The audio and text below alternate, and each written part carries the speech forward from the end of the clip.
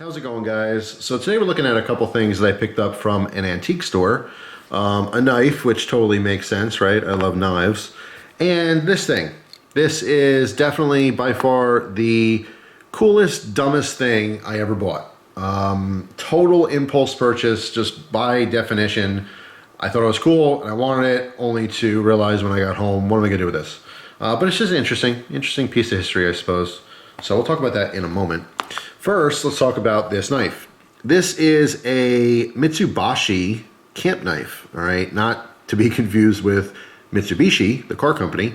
So this is a camp knife from Japan. Let me zoom in here for you. And this was anywhere from 1920 to 1950 era. I thought this was pretty neat. There's a bunch of broken tools, unfortunately, in it. These bolster pieces were loose. I just crimped the pin down. All right, so tighten it up a little bit. This, because this has a longer pin, I believe that maybe originally this had a bail on it. There's a lot of different, variants on their camp knives from this era. Some are a lot bigger, some are smaller. The tools change. But anyway, pretty cool though, nonetheless. So let me take out the main, well, that's the saw. So you can see there's a saw in here. Where's that main blade? There it is. All right, so if I zoom in on the tang stamp, you can see, once it focuses, Mitsuboshi, all right, Japan. So let's see, what do we have in here besides the clip point blade and that saw?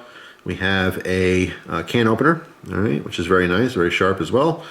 On this side, we have a bottle opener, all right, flathead screwdriver, very common multi-tool piece. Unfortunately, we have half of a pair of scissors, all right, obviously the other half is broken off.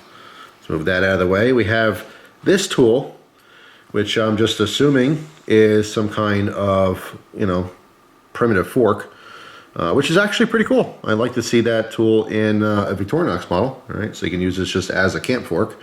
I don't know what this red paint is. It was on the other side as well. I just kind of scratched it off my fingernail, so just a light coating of something. And then we also have this blade. Now this blade only opens halfway, not because it's broken, it's just not meant to go further than there.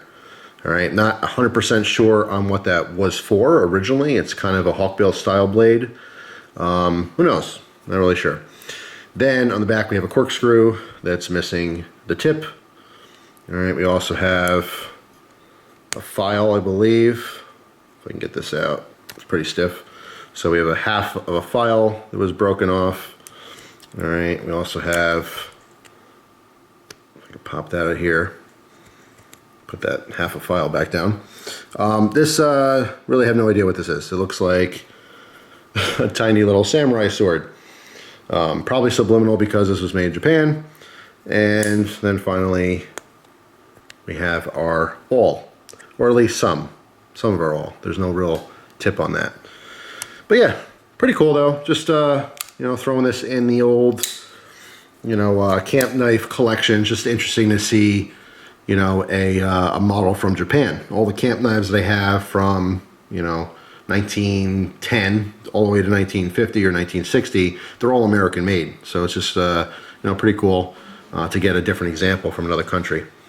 So anyway, that is that. Not all that exciting for some people, but this is what you came for the video, right? What's the weird, dumb thing that I bought that I don't need, but I still think is cool?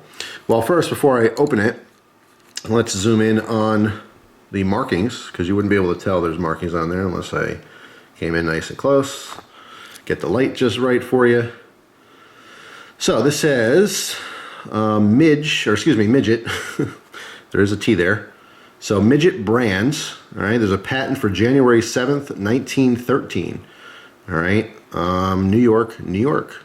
So I believe this says trademark. There's no T there, but it might have just been because it's on the shoulder here, the stamp wasn't centered. So yeah, Midget Brands from New York, New York. So this is a pocket. What do you think it is? Pocket what? Before I say it. Any guesses down below? I'll trust you that you typed it out before you looked. This is a pocket hanger. So this part pops out. All right. Then we have two rods that are telescoping. All right, so let's pop the other one out. And this way you can hang up your jacket. All right, obviously back then everyone wore suits.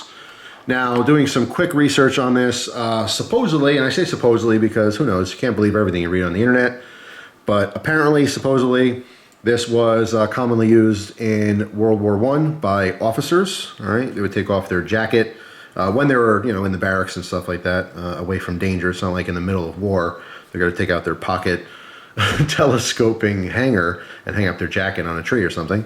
But yeah, this piece just swivels around. And obviously this can go on anything, any kind of point. It is interesting because I think by design, I don't know if they could have incorporated it, but it would have been nice to have the actual hook.